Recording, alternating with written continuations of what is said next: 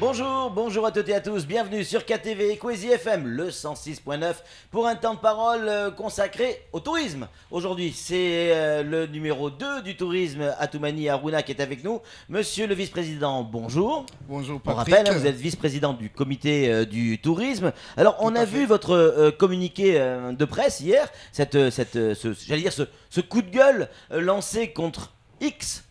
Le X, il pourrait peut-être même s'appeler François Hollande. En tout cas, on va voir, parce que vous êtes en colère aujourd'hui, parce que vous estimez que les moyens ne sont pas mis pour développer le tourisme, alors que toutes les grandes autorités, les grandes huiles qui passent par notre île disent toujours il faut développer l'île. Comment et qu'est-ce que vous reprochez exactement à ces ministres et autres hommes politiques qui passent nous voir? Bonjour Patrick, et les éditeurs de télé et radio Kwezi. Je ne suis pas tout à fait en colère. C'est encore une fois dénoncer des effets, des comportements vis-à-vis de notre belle île. Qu'à chaque fois, on nous parle de la beauté, on nous parle du lagon. Et ça, tout le monde a eu droit, hein, que ce soit au niveau local, régional et international. Et quand on voit au niveau des effets, parce qu'il faut rappeler ici que le tourisme et l'environnement, l'écotourisme de Mayotte, on l'amènera au bien une fois que la population vit de ses atouts. Sinon, en fait, on risque de se retrouver demain avec du tourisme, ce qu'on appelle tourisme mensongère, car cette population n'en bénéficie pas. Donc, il s'agit ici de dénoncer et que surtout, il y a une semaine avant l'arrivée du président, on savait déjà que cette annonce allait être renouvelée à La Réunion. Oui. Et on a vu à Mayotte, que ce soit avec les élus locaux, que ce soit avec le président de la République, on a vu personne en fait parler de cet effet qui est quand même l'une de clés de développement du tourisme à Mayotte. C'est quoi le principe de ce visa simplifié à La Réunion? Celui-là même que vous souhaitez voir apparaître à Mayotte. C'est quoi le visa simplifié? Ça veut dire quoi? Le visa simplifié, ça veut dire, aujourd'hui, Mayotte, par exemple, on prend l'exemple d'EWA. EWA qui a fait un joli workshop, où on peut faire ça à un édictour, qui est allé à Pemba avec des professionnels qui sont allés là-bas vendre la destination de Mayotte. Et aujourd'hui, il suffit qu'il y a un homme d'affaires ou business ou n'importe qui veut venir à Mayotte. Donc la difficulté se pose tout de suite. C'est comme souvent, on l'a aussi ailleurs. Il se pose parce que... À Madagascar, le visa est gratuit et alors qu'ici, il est payant. Ben, c'est pas forcément le fait de payer. En fait, c'est faciliter l'obtention de ce visa. C'est la procédure.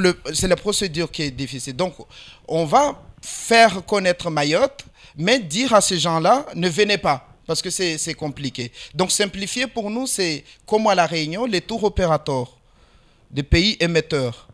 Ils ont en fait une formulaire, il y a un accord signé par la préfecture d'accueil, avec l'ambassade de France de départ. Oui. Une fois que ce touriste veut venir à Mayotte, il fait sa demande autour de tour opérateur et ce tour opérateur s'adresse des procédures et 2-3 semaines après, au plus tard, il a son visa, il vient, il dépense son argent, il repart. Donc c'est ça ce qu'on veut aussi pour Mayotte. Et vous l'avez demandé à qui, Monsieur le Président? Écoutez, demandez à qui, chacun à son niveau d'échelle. Nous, l'Office de tourisme et les professionnels d'abord se sont investis à Mayotte pour espérer accueillir des touristes. Le comité de tourisme apporte les produits finis de Mayotte, aller le vendre. Donc après, on a des parlementaires, on a des élus compétents. D'accord. Parce que là, vous revendiquez quelque chose. Très bien. Et ça nous semble légitime. Mais à qui vous l'avez demandé? Pour avoir une réponse, il faut le demander à quelqu'un. Tout à fait. À qui vous l'avez demandé? On l'avait demandé, ce n'est pas une première ni le dernier. On le demande aussitôt à nos représentants politiques au niveau local, mais aussi au niveau parlementaire. D'accord. Donc aujourd'hui, je peux élus pas... du Conseil général et nos élus parlementaires, c'est-à-dire députés ou sénateurs. Après, il s'agit pas ici de faire forcément insister à les substituer. C'est le travail. C'est le travail que les Réunionnais, les parlementaires réunionnais, qu'ils ont compris qu'il fallait un moment travailler ensemble. Donc nous, ici, c'est de dire aussi que c'est à nos élus de travailler ensemble, de faire en sorte que l'économie, enfin, se passe très bien dans son pays. Alors, nous, on ne peut pas forcément à chaque fois tenir la main de chacun pour lui demander de faire son travail. À toute manière, Aruna, pourquoi ça ne se fait pas? Est-ce que c'est parce que vous ne savez pas expliquer la problématique à nos élus ou parce que nos élus ne font pas leur boulot? Il n'y a que ces deux possibilités. Hein. Non, c'est pas forcément ça. Je pense que quand on est élu, quand on est n'importe quel représentant, comme ce que je fais là, ça c'est mon travail, c'est de dénoncer des choses dans lesquelles ils ne sont pas faites. Moi, je ne suis pas là pour apprendre à un sénateur, à un député qu'il faut travailler comme ça du moment que son collègue d'ultramarin a fait pareil. Moi, je ne suis pas là pour donner des leçons. Je suis là pour dénoncer certains comportements dans lesquels où les autres vivent juste à côté. Surtout que dans le concept des îles vanilles, on se retrouve avec toutes ces îles autour. À chaque fois, on va dépenser de l'argent quelque part et on est incapable de dire à ces gens-là, venez dépenser chez nous. Samuel Baucher, le rédacteur en chef de France Mayotte Matin, a une question à vous poser, monsieur le vice-président. Alors, La Réunion a lancé ce dossier depuis des années et des années. Hein. À chaque fois, il aurait été rétorqué par les autorités, notamment l'État, que ça favoriserait l'immigration clandestine, c'est-à-dire que le touriste, en fait, se transformerait en résident clandestin. Ils ont compris aujourd'hui que ce n'était pas le cas, que c'était porteur de devises et d'affaires. Pourtant, à Mayotte, nous, on n'y a pas droit. Est-ce que c'est justement l'immigration, cette crainte d'immigration, qui fait que ce dossier peut être repoussé ou pas entendu?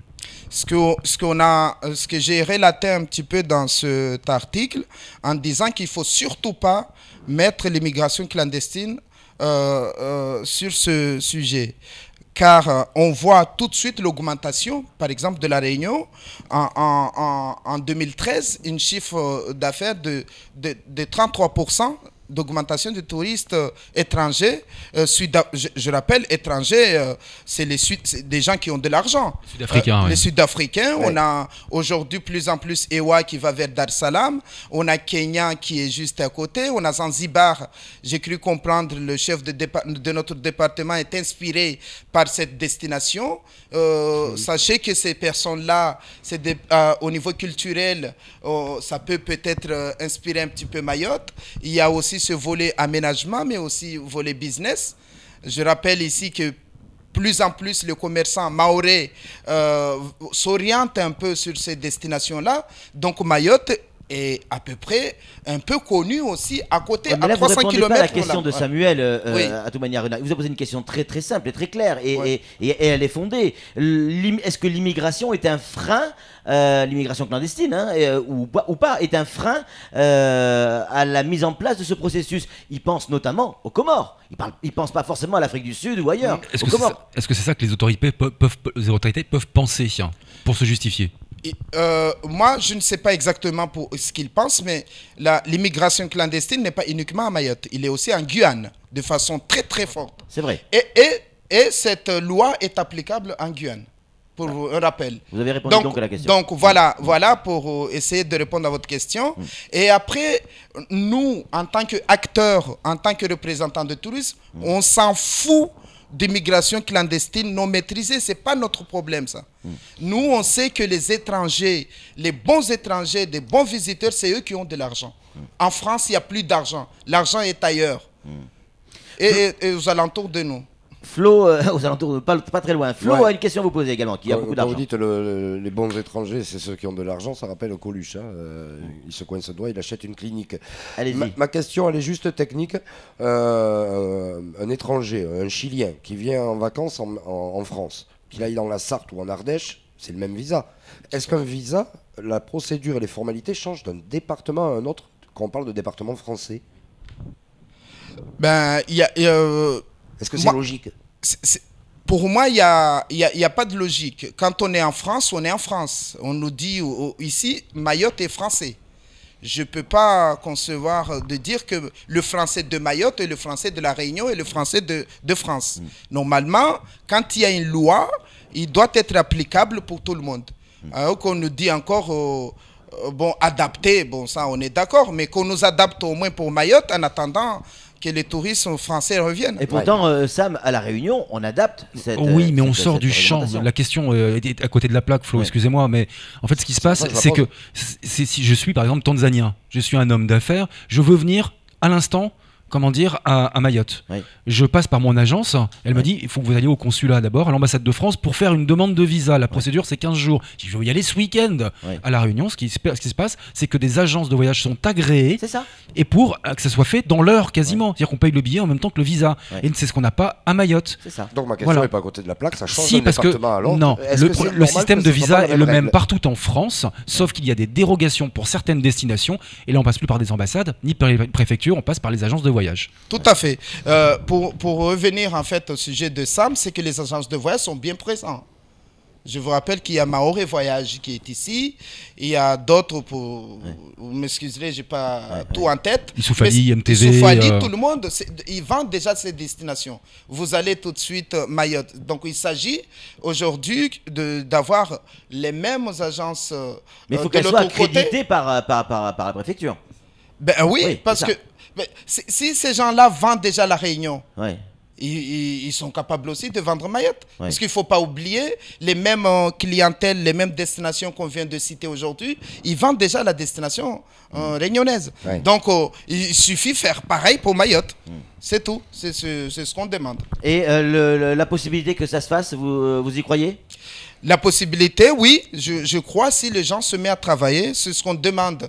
On n'apprend à personne, mais il faudrait que nos parlementaires, le chef exécutif de Mayotte, puissent s'asseoir autour d'une table, aller dire uniquement, on peut partir à La Réunion demain, aller demander aux Réunionnais de nous sortir la même formalité qui est à La Réunion, demander aussi à Mayotte. On a bien noté ce cri du cœur, et notamment auprès du président du Conseil général, de nos élus parlementaires, que ce soit les députés ou les sénateurs. Vite, écoutez la proposition de Atoumani Harouna. C'est tout pour ce temps de parole. Merci monsieur le vice-président d'être venu sur ce plateau. Merci. Nous on se retrouve très vite pour de prochaines aventures. Salut.